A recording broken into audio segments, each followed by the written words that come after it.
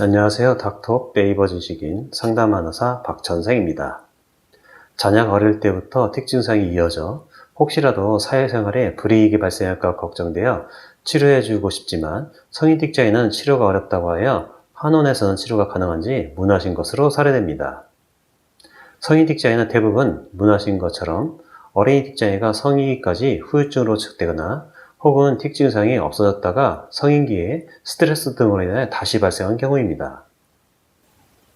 성인 틱장애는 틱 증상 자체만으로도 문제가 되지만 이로 인하여 대인관계, 학업, 작업 능률 등에 좋지 않은 영향을 미치기 때문에 2차적인 문제가 발생하는 경우가 많은데요. 그나마 자녀분은 다행히 틱으로 인한 스트레스는 그렇게 크지 않은 듯 합니다. 틱장애의 원인은 지능이나 성격과는 관계없이 운동신경계를 조절하는 대뇌신경계 이상으로 인하여 발생합니다. 따라서 자신의 의지와는 상관없이 대뇌의 기제과 전두엽이 흥분하게 되면 틱 증상이 나타나게 됩니다. 틱 장애를 어느 정도는 스스로 억제할 수도 있지만 틱 증상이 나타나기 전에 나타나는 괴로움, 즉 전조충동 때문에 오랫동안 억제하는 것은 몹시 힘듭니다. 그래서 집중하거나 밖에서 다른 사람을 만나거나 할 때는 틱 증상이 잠시 줄어들었다가도 집에서 긴장이 풀리게 되면 그동안 참았던 틱장애 증상이 더욱 심해지기도 합니다.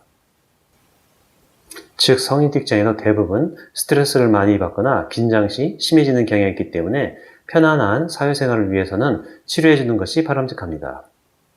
성인 틱장애가 어린이 틱장애에 비해서 치료가 쉽지 않은 것은 사실입니다. 하지만 그렇다고 치료가 전혀 효과가 없거나 완전히 사라지지 않는다고 무의미한 것은 결코 아닙니다.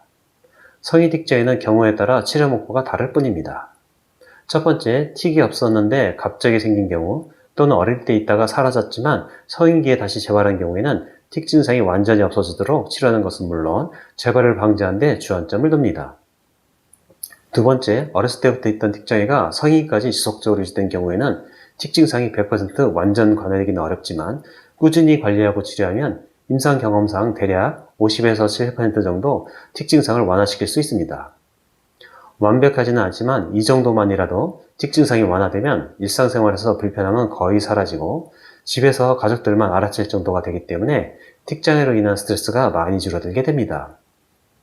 한원에서 성인 틱 장애를 치료할 때는 뇌신경계, 특히 기저의 경분을 강제로 억제하는 약을 쓰는 것이 아니라 뇌가 안정되도록 유도하여 스스로 자신의 근육 및 행동과 주집중력을 통제하도록 유도합니다.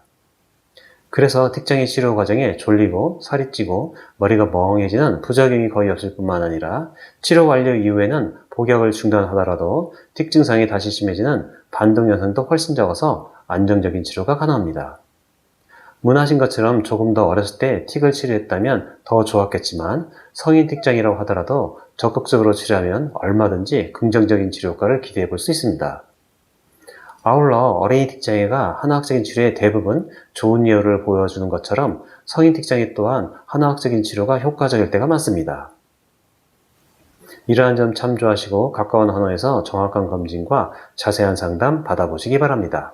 감사합니다.